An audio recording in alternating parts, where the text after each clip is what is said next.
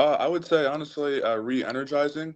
I've had so much respect for the Vikings and the way they do things. And this past year, you could tell just the difference in the field with the team when Coach O'Connell got there. And I think that my experience in the division will help a bit, just playing 7 years in Green Bay and all those things. So I'm excited. There's already a strong foundation in place, and I'm looking forward to joining a great thing. Yeah, hey Dean, welcome to Minnesota too. You mentioned the culture and like kind of seeing that and being aware of it from afar. What was it about what you saw from Kevin or Kwesi or the team that makes you say that, or that you did see that impressed you? I would say the first very down-to-earth guys. When I met with Kwesi, he gave me some feedback on things I can improve on, and that's different from a front office standpoint to where I've been. And then Coach O'Connell just was very down-to-earth, and just he had some great things to say about where the program is and expectations and standards of what it is to be a Viking, and just a really exciting time to be in Minneapolis. Then I also want to ask, if possible, just how familiar are you with Brian Flores' scheme and system or ideology and what he might want to run here in Minnesota? Good question. I've been a huge fan of his for a long time, just following his defenses, and it seems like everywhere he goes, he has great success, and definitely one of the bright minds in football. And if I had to describe his vision for defense, I would say it's versatile and tough. And I'm sure we'll, have a great OTAs with install and all that, but excited to play for Coach Flores. All right, we'll go to Lindsay next.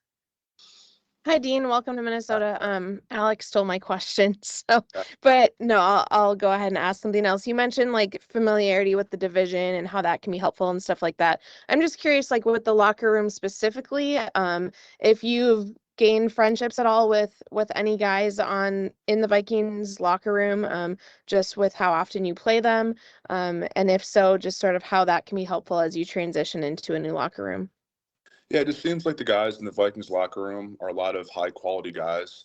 It just seems like the Vikings seek out players with really strong character. And I can't say it's one guy or one person I played against, but just having teammates and friends that have gone through the organization, that's one thing that's always said about it. And then just being in the building, the support staff, everyone from the nutrition to strength and conditioning, everything revolves around the player's performance, and that was really impressive to see that firsthand on Monday.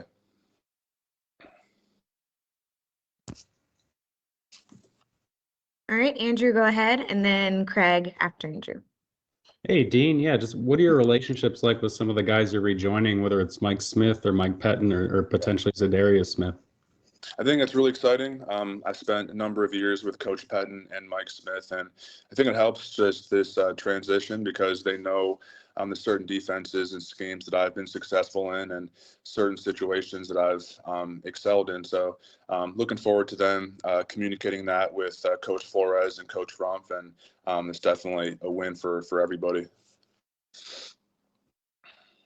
Hey, Dean, I was just curious if you had evaluated the NFLPA report cards as you were looking for potential free agency landing spots, or, if you felt like you had all the information you needed from facing the Vikings so many times.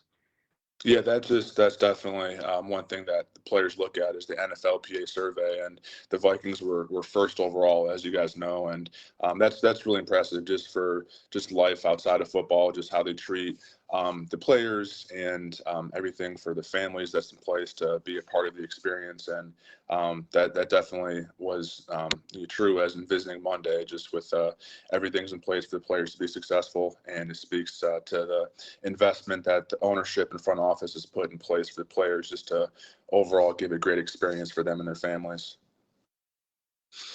All right, Matthew, go ahead. Hey, Dean, just wondering about from a production standpoint, which obviously is not everything for your position, but 2021 was higher than last season. Is there something that you can point to kind of, go back to 2021 that was working better for you than it was last year, or do kind of numbers lie in this situation? Yeah, for sure. I think production stats definitely help to tell a story, and I had more sacks and pressures in 2021 than I did last year. And I think it partly is opportunity. I had more third down reps that year. And this past year, we had a more crowded defensive line room. And a lot of those reps are going to different guys in the room. But also, yeah, I think just looking internally, there's things I can improve on. And that's one thing that Kwesi brought up with me is that for most of my career, I've been more of a power rusher. And it's time to really have a counter move to that and really improve just my pass rush toolbox to be more productive. Jeff, go ahead. Hey, Dean, welcome to Minnesota. I'm just kind of curious, what have your early conversations with the coaching staff been like in terms of what they expect your role to be on defense, and just what's it like in general just to join a team coming off winning a division title? I mean, that's got to be, you mentioned being re-energized. That's got to be a pretty big motivator. Yeah, for sure. For most of my career, I've played in a 3-4 defense, so I think it's a smooth transition. I plan to be, more of a 4 and 5 tech on base downs, and then in sub packages move inside and play 3 technique. So I think it fits really well to what I've done in the past. And yeah, like you said, I mean, the Vikings have a really good thing going. So there's so many positives with this team on both sides of the football. So I'm just looking to play a role in it and to excel in my role.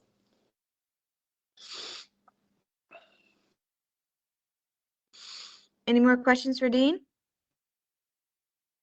If I could just follow up real quick on something you said, Dean, you were talking about, this conversation with Kwesi. I think that's kind of interesting that, general manager giving you feedback, but you're a proven player in the league. I'm not sure everybody would want that. So I guess why did that resonate with you that he was kind of giving you some feedback on your game? Well, I would say the first thing, it's new to have a GM to give positive feedback and things to work on. And I think also I'm coachable. I want to improve my game and to have someone who's obviously a very bright football mind give you feedback and tell you from an outside perspective of things you can work on. That's really good for me to hear and to improve my game. And I think that's one thing I've learned going on 8 years now is that, you can always be coached. And even the great players, the Hall of Fame players, when they're 10 years in, they're asking to be coached. And I think that's a great example for our whole team.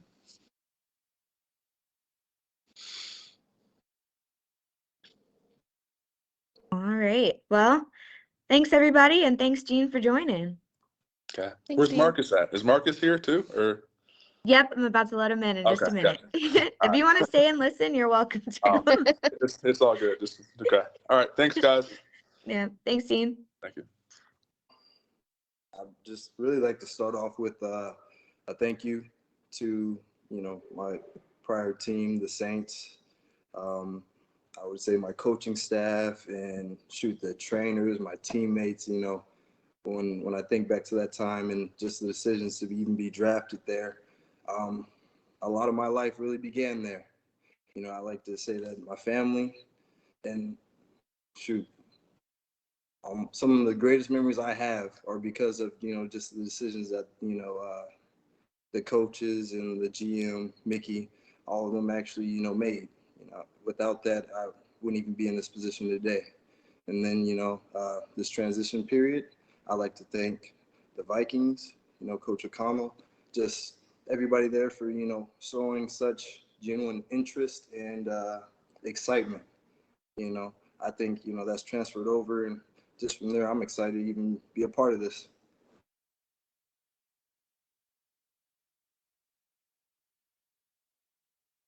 Shiny forehead, though.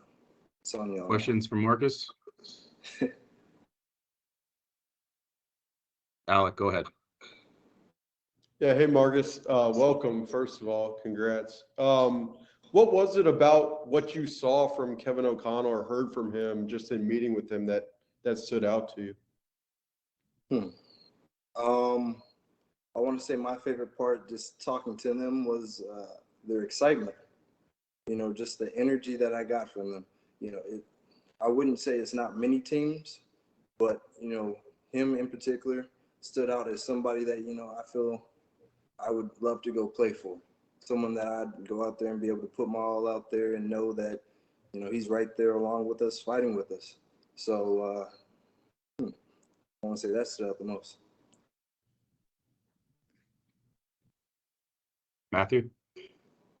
Hey, Marcus, welcome. Just wanted to ask you about your numbers from last year. You had still very good pressure rates, and but the sack production wasn't at the same rate as it was in 2021. I guess when you look back at that, what kind of was the difference there? Is that kind of numbers not telling the whole story, or kind of how do you look at that? Man, like I look at it, I'm very critical. So I've been upset. I'm still upset, but that's just fuel for the future. I kind of go over my play and see that I didn't capitalize. As much as I would say that I had some success in matchups and we're putting the pressures, like you said, I wasn't necessarily being the smartest player to know when to capitalize and how to capitalize. Using my teammates, using the scheme, and just overall winning. So it's just one thing. And Marcus, welcome. Just curious as to what you've learned about Coach Flores so far, what you previously knew, and how you see maybe transitioning to a slightly different front possibly for you. Well, I I want to say, just going off of history, he has such a great pedigree. As far as the transition, I don't necessarily know. It's one of those things that we all, I've only been in the building one day, so we all still have to learn and kind of grow in that aspect. But just from his attitude and just from takes on the game, it's going to be exciting. It's, how would I say? I believe with my whole heart that this should be the best year, and just from there, I think we can do great things together. Yeah, Marcus, along those lines, just what do you think about joining a group that's currently got Danielle Hunter and Zadarius Smith, and what are your understandings just about how you're going to fit into that group? Honestly, I don't know how I'm going to fit yet, but just looking at great players and seeing them, having seen them throughout the years, being drafted, and having comparisons, I know they're great players, and from that aspect, I just want to come in and be able to help and contribute and be a great player in my own right, and help us all out. I think together, just in general, I think we can all be a force.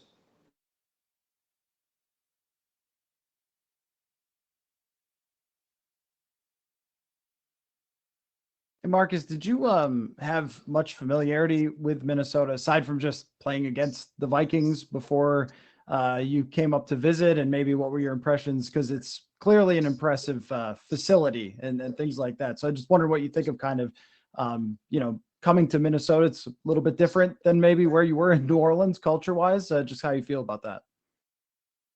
So matter of fact, in 2017, I had a former teammate from UTSA that went and played for Minnesota. And ever since then, I've been a fan. David Morgan. And then, he's only told me great things. So, I was excited to get up there. And then Harrison Phillips, that's my guy. So, when we played him and we lost, I'm still hurt. So you're gonna have to give me some time to, let that go.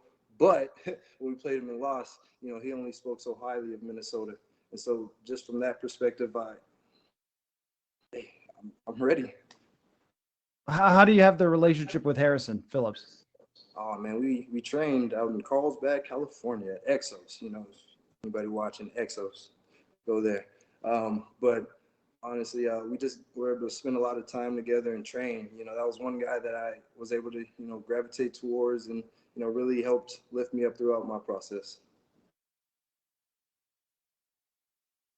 Hey Marcus, welcome to Minnesota and to the team.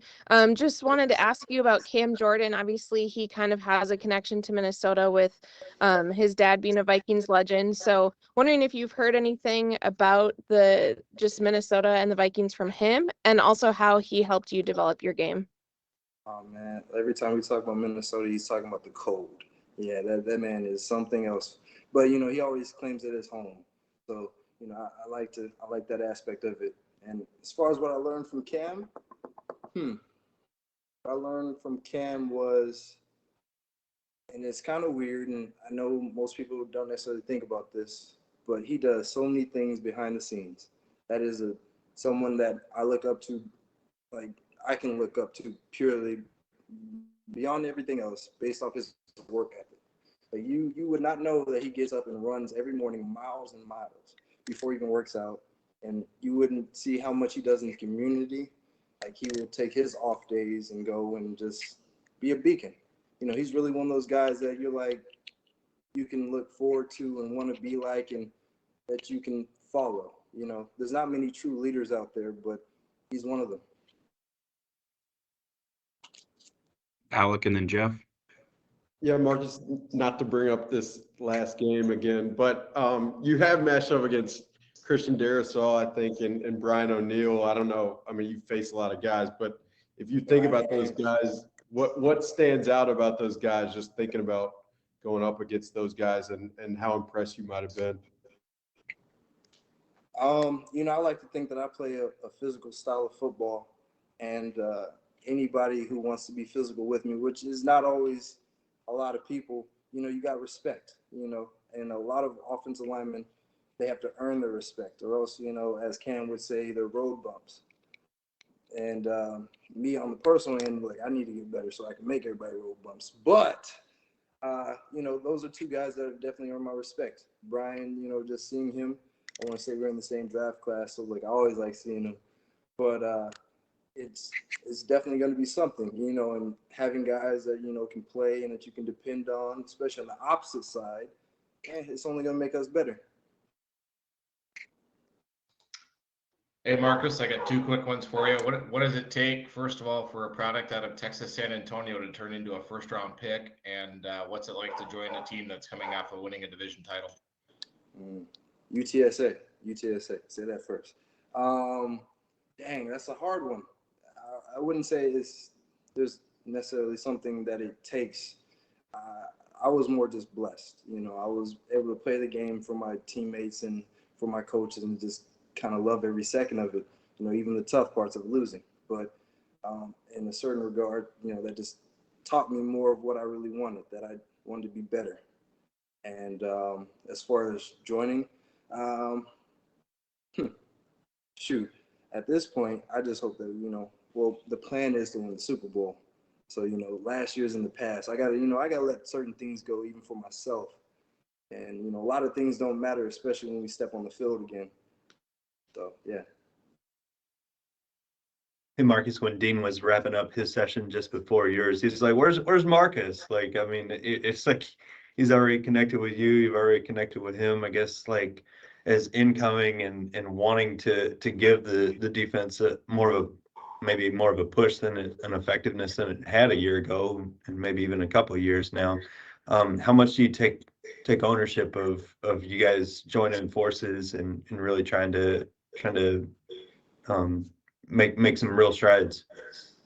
Well, I know as a team, you know, that's always the goal, to make the strides. And even from that, you know, it's good to hear. And just, you know, for me, I would always think that there's mutual respect. Because in the long term, or in the, dang, I forgot the word. But as someone that is sincere, I think when you see other people that go through what you go through, you kind of understand. And from there, there's just excitement, you know, for us to be able to grow and, you know, make the strides in all directions. And, you know, even on the team that's already been there, I just know that I'm going to contribute and try to give all that I got. We can close with Matthew. Hey, Marcus, just wanted to follow up on you talking about being self-critical. I just wondered kind of what your process was for self-evaluation as you're, you know, joining a new team and things like that. Is it kind of going back through tape or coaches or numbers, or like how do you kind of evaluate yourself to look for areas to improve? So, of course, you know, I've been able to listen to outside criticism, my own criticism. I do need to work on actually knowing what I did that was good, but you know, that's beyond that part. Really, I just want to start from zero and, you know, work with my coaches and from there develop. I know there's a lot of players that know I'll use a baseball reference, you know, their fast pitch, so switch up, and then where they're going to go from there. And at that point, you know, I need to know my game, and then I'm gonna have to study other people's games way better because I want to dominate. And so, just from that aspect, just continue taking the next steps. As far as the past, and for all future references, I'm really trying to let go of everything and just keep walking forward, looking forward. So.